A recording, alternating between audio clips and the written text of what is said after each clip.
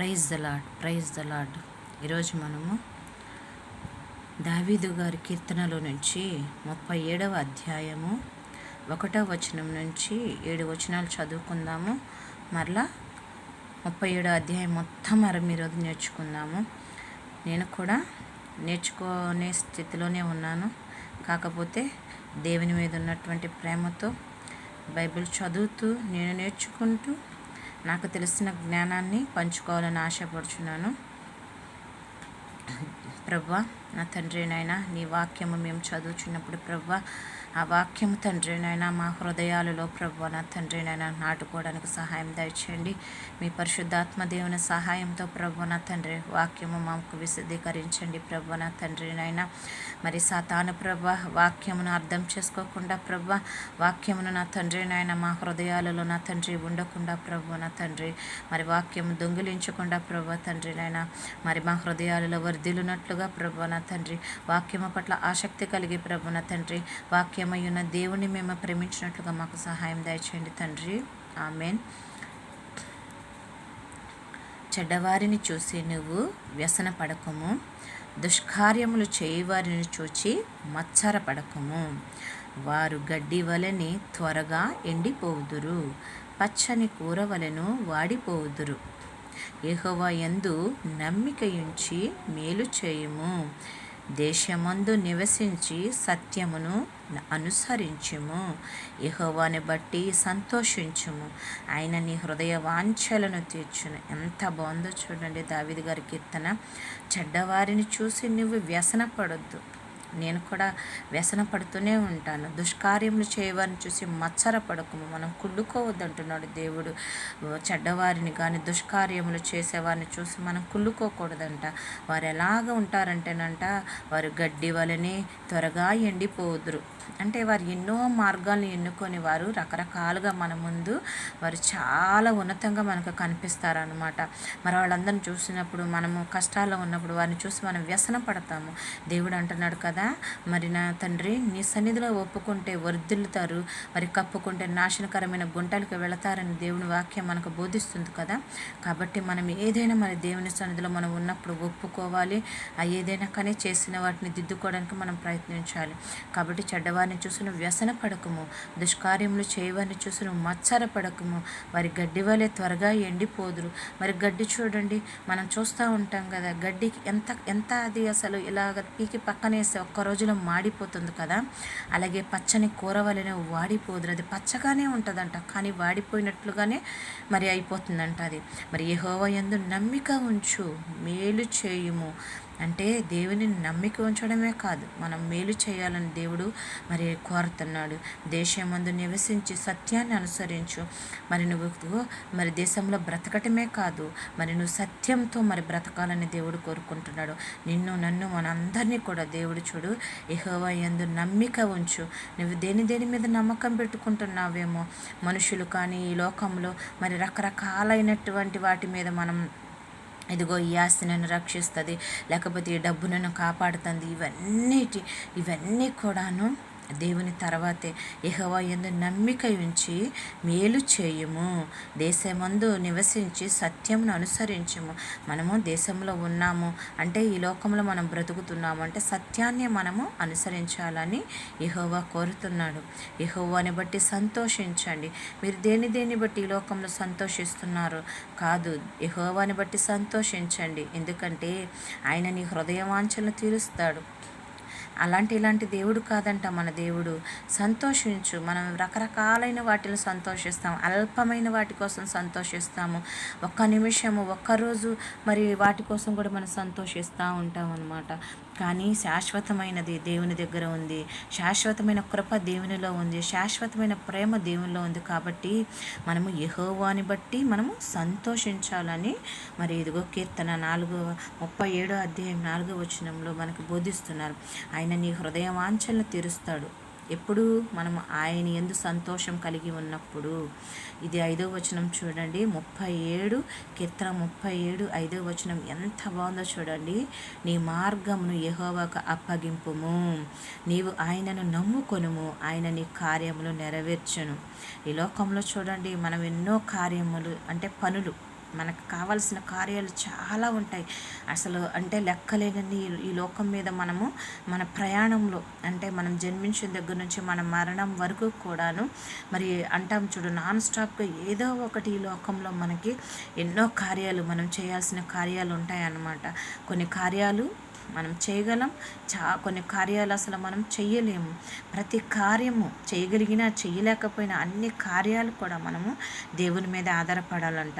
నీ మార్గము యెహోవాకు అప్పగించు అంటే మనము మన సొంతంగా మనమే మన నిర్ణయాలు కానీ అన్నీ మనమే తీసుకుంటాం కదా. కానీ దేవుడు అంటున్నాడు, నువ్వు సొంతంగా కాదు, నా మీద ఆధారపడు, నీ మార్గం నాకు అప్పగించి చూడు, అప్పుడు నీవు ఆయనను నమ్ముకో. నీ మార్గం నాకు అప్పగించడమే కాదు, నమ్ముకో. ప్రతి దానికి కూడా మనం బయటికి వెళ్తున్నా వస్తున్నా ఏది చేస్తున్నా ప్రతి చిన్న పనికి కూడాను మరి ప్రభా నిన్ను నమ్ముకున్నానయ్యా, నీవే నాకు ఆధారమయ్యా, ప్రభా నిన్ను నమ్ముకున్నానయ్యా, నీవే నాకు సహాయకుడవయ్యా, ప్రభా నిన్ను నమ్ముకున్నాను, ప్రభా నా మార్గముకు తోడు నీవేనయ్యా అని ప్రభా అని మనం ప్రతి దాని మీద మరి ఆయన మీద ఆధారపడినప్పుడు అంట ఆయన నీ కార్యమును నెరవేర్చును.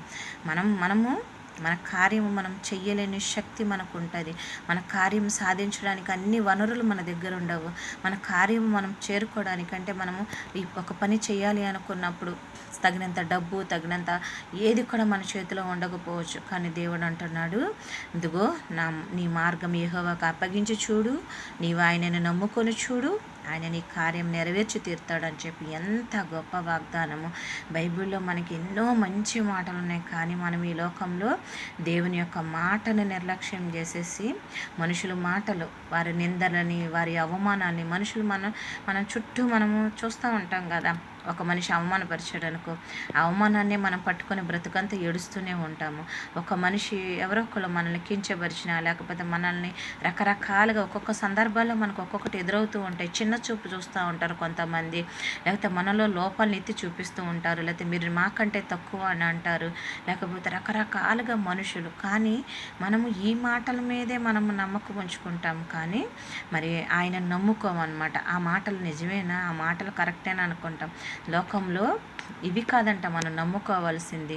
వారిని మనుషులనే మాటల మీద మనకు నమ్మకం ఉండకూడదంటాం. ఆయన నమ్ముకోవాలి. ఆయన మార్గాన్ని నమ్ముకొని మనము మరి మన మార్గాన్ని యెహోవాకు అప్పగించాలి. ఆయన మార్గానికి ఆయన చేతులకు మనం అప్పగించుకోవాలంట. నెక్స్ట్ చూడండి 37వ అధ్యాయం 6వ వచనం చూడండి.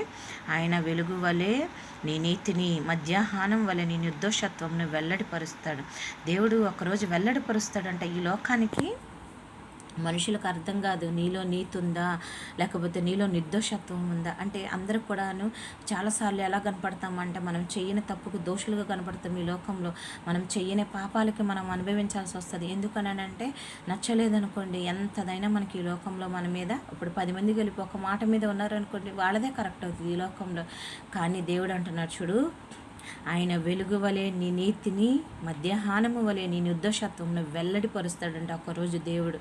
దేవుడే వెల్లడిపరుస్తానంటున్నాడు. నీ నీతిని, నా నీతిని, నీ నిర్దోషత్వాన్ని, మన నిర్దోషత్వాన్ని అందరినీ కూడా దేవుడు వెల్లడిపరుస్తానంటున్నాడు. కీర్తన 37:6 వచనంలో చూడండి. ఎవరైతే ఈ లోకంలో అవినీతి పరులను చూసి ఇదిగో వారు మోసగిస్తున్నారు, వారు అబద్ధాలు ఆడుతున్నారు, వారు దుష్టత్వం చేసిన మరి ఇదిగో ఎటువంటి దోషం లేని వారు ఈ లోకంలో కనపడుతున్నారు అని మనుషుల కంటికి కనిపిస్తారేమో, కానీ వెల్లడి చేసే దేవుడికి తెలుసు అన్నీ కూడాను. అందుకనే ఆయన వెలుగును వలె నీ నీతిని, వెలుగు వలె నీ నీతిని చూపిస్తాడంట. మధ్యాహ్నం వలె నీ నిర్దోషత్వాన్ని వెల్లడి చేస్తాడంట. కాబట్టి మనం ఎదురు చూడాలి. అందుకే దేవుడు అంటున్నాడు చూడు. నెక్స్ట్ 37:7 వచనం చూడండి. కీర్తన 37:7. యెహోవా ఎదుట మౌనముగా నుండి ఆయన కొరకు కనిపెట్టుకొనుము. మనమంట యెహోవా యందు మౌనంగా అంటే ఆయన ఎదుట అంటే మనుషుల ఎదుట దగ్గరికి వెళ్ళిపోయి మన బాధలన్నీ చెప్పేసేసుకొని ఇదిగో వారు నాకు అన్యాయం చేశారు, వీరు నాకు అన్యాయం చేశారని మన సంవత్సరాలు సాగదీస్తున్నా కానీ మనకు ఉపయోగం లేదు. కాబట్టి యెహోవా ఎదుట మౌనంగా ఉండు. నీ బాధ, నీ కన్నీరు, నీ అవమానం, నీ దుఃఖము, మనుషులు వేసిన దేనికైనా ఇదిగో నువ్వు మాతో సమం కాదు, నువ్వు మాకు పనికిరావు, లేకపోతే నువ్వు మాకు ఇష్టం లేదు అని ఏదైనా అననియండి, వెళ్ళిపోయి దేవుని ఎదుట మౌనంగా ఉండి ఆయన కొరకు కనిపెట్టుకోండి. జవాబిస్తా జవాబిస్తాడు. నాకు నీకు అందరికీ జవాబిస్తాడు. ఆయన కొరకు మనము కనిపెట్టుకొని ఉండాలి. నువ్వు మనుషుల దగ్గరికి వెళ్ళావు అనుకో, ఒక్కొక్కరి దగ్గర నుంచి ఒక్కొక్క సమాధానం వస్తుంది. వారి దగ్గరికి వెళ్ళి ఇదిగో వాళ్ళు నన్ను ఇలా అన్నారు, వీళ్ళు నన్ను అన్నారు అని అంటే వాళ్ళకి నచ్చినట్టుగా వాళ్ళు మనకు చెప్తారు. వాళ్ళు ఎవరి దగ్గర సరైన న్యాయం మనకు దొరకదు. కాబట్టి అందుకనే దేవుడు అంటున్నాడు చూడండి, మరి నా ఎదుట మౌనంగా ఉండు, ఆయన కొరకు కనిపెట్టుకోమంటున్నాడు. తన మార్గంలో వర్ధిల్లు వారిని చూసి వ్యసన పడకూడదు. మనలో అందరిలో ఉంటుంది. చాలామంది మనము ఒప్పుకోవడానికి సిద్ధంగా ఉండవు. వ్యసన పడతాం, మచ్చర పడతాం, కోపపడతాం. ఎన్నో మనలో చాలా దుర్గుణాలు ఉంటాయి. కాకపోతే మనం ఏమంటామంటే అవును నాకు ఉంది కాబట్టి, చిన్నప్పటి నుంచి ఉంది కోపము, చిన్నప్పటి నుంచి నేను ఎలాగే ఉంటానని మనం సమర్థించుకుంటాం. కానీ దేవుడు అంటున్నాడు వద్దు వద్దు వద్దు వద్దు వద్దు అని మనకు బోధిస్తున్నామన్నా మనకు సంవత్సరాలు గడిచిపోతున్నాయి, కానీ మనం వాటి నుంచి బయటపడలేకపోతున్నాం. అందుకే ప్రభు అంటున్నాడు, మీ శక్తి చేత మీరు జయించలేరు కాబట్టి నన్ను అడగండి, నేను శక్తిని ఇస్తాను, వాటిని జయించగల శక్తిని ఇస్తానని. అందుకనే మనం రోజు అడుగుదాం, ప్రభువా ఈ వ్యసనాల నుంచి మమ్మల్ని బయటపడండి, ప్రభువా వాటిని జయించగల శక్తిని ఇవ్వండి అయ్యా. శోధన జయించగల శక్తి, అవమానాన్ని భరించగల శక్తి, ఈ లోకంలో నిందలను భరించగల శక్తి ప్రభువా నా తండ్రి నాయన. మనుషులు నాయన చూసేటటువంటి రకరకాలైనటువంటి నా తండ్రి నాయన, ఒక్కొక్కరు ఒక్కొక్క విధంగా తండ్రి, మరి లోకంలో మరి నువ్వే గొప్ప దేవుడివే నా తండ్రి నాయన. నీ దృష్టిలో అందరూ సమానులని నువ్వు చూస్తున్నావు ప్రభా. మరి పేదవాడు ధనవంతుడు అందరూ లేడు ప్రభా. అందరికీ నేను వెలుగునిస్తున్నాను, మరి అందరికీ మరి వాననిస్తున్నాను, అందరికీ ఈ లోకంలోనైనా అన్నీ నేను మరి సమానంగా, మరి వర్షాన్ని కానీ, మరి సూర్యుని వెలుతురు కానీ, మరి వెన్నెల వెలుతురు కానీ సమానంగా ఇస్తున్నాను కన్నా మరి దుష్టులకి లేకపోతే ధనవంతులకి, పేదవారికి అంటూ రకరకాలుగా ఏమి ఇవ్వట్లేదని మరి దేవుడే చెప్తున్నాడు. కానీ మనము లోకంలో మనుషుల దగ్గరికి వెళ్ళి న్యాయం కోరుకున్నప్పుడు వాళ్ళు ఏం చేస్తారు, ఒక్కొక్కరు ఒక్కో రకమైనటువంటి న్యాయంతో మనం తెరుస్తారు. కాబట్టి మనము దేవుని మాట వినడం మేలు, దేవుని కొరకు కనిపెట్టుకుని ఎదురు చూడడం మేలు. నేర్చుకుందాం ఈ రోజు నుంచి మనం అందరం కూడా దేవునిలో ఎదగడానికి, దేవునిలో మరి ముందడుగు వేయడానికి. మరి దేవుడు అంటున్నాడు కదా, మరి ఈ లోకంలో అన్నీ కూడాను మనము ఆశీర్వాదాల కొరకు ఎదురు చూడకూడదంట. ఆశీర్వాదము దేవుడు అంటున్నాడు కదా, మీ ప్రతి అవసరత యేసునామంలో తీర్చబడుతుందని చెప్తున్నారు కదా. కాబట్టి మనం ఏం చేయాలంటే ప్రభువా మారు మనస్సు, మంచి మనస్సు నా తండ్రి, వీటి కొరకు మనం ఈ లోకంలో ఎదురు చూడాలంట. ఎందుకంటే మనం పరలోక రాజ్యం చేరాలంటే, మరి నా దేవుడు తన తండ్రి ఇంటికి మనల్ని చేర్చాలంటే మనం కోరాల్సింది ప్రభువా మారు మనస్సు. ఈ లోకంలో మేము ఎన్నో జయించలేనివి మా శరీరంలో ఉన్నాయి. కాబట్టి మా ఆత్మని లోకంలో మరి పరిశుద్ధంగా కాపాడుకోవడానికి, మా ఆత్మను రక్షించుకోవడానికి, మరి సాతాను చేతిలో నా తండ్రి ఈ లోకమంతా మరి నా తండ్రి సాతాను చేతుల్లో, సాతాను గుప్పెట్లో బంధించబడి ఉంది. మరి వాక్యం చెప్తుంది కదా దేవుని వాక్యం. కాబట్టి సాతాను చేతుల్లో నుంచి, ఈ లోకంలో ఉన్నటువంటి వ్యసనాల నుంచి, మనలో ఉన్నటువంటి ఎన్నో లోపాల నుంచి జయించాలని మరి దేవుడు మనం కోరుతున్నాడు అనమాట. ఇక్కడ చూద్దాం మనం, చూడండి 37వ అధ్యాయము 8వ వచనం చూడండి. కోపము మానము, ఆగ్రహము విడిచిపెట్టము, వ్యసన పడకము, అది కీడుకే కారణము. కోపం మానమని దేవుడు చెప్తున్నాడు, ఆగ్రహం విడిచిపెట్టమంటున్నాడు, వ్యసనం అది నీ కీడుకే కారణం అంటున్నాడు, కీడు చేయవారు నిర్మూల మగుదం అంటున్నారు. కాబట్టి మనము దేవుడు చెప్పినటువంటి ఆయన ఆజ్ఞలు ఏదైతే, ఆయన చెప్తున్నటువంటి బోధ ఏదైతే మనము కష్టమే, అవన్నీ కష్టమే మన జీవితంలో, కానీ పాటించడానికి, వాటిల్ని మరి సాధించడానికి మనం కృషి చేయాలి.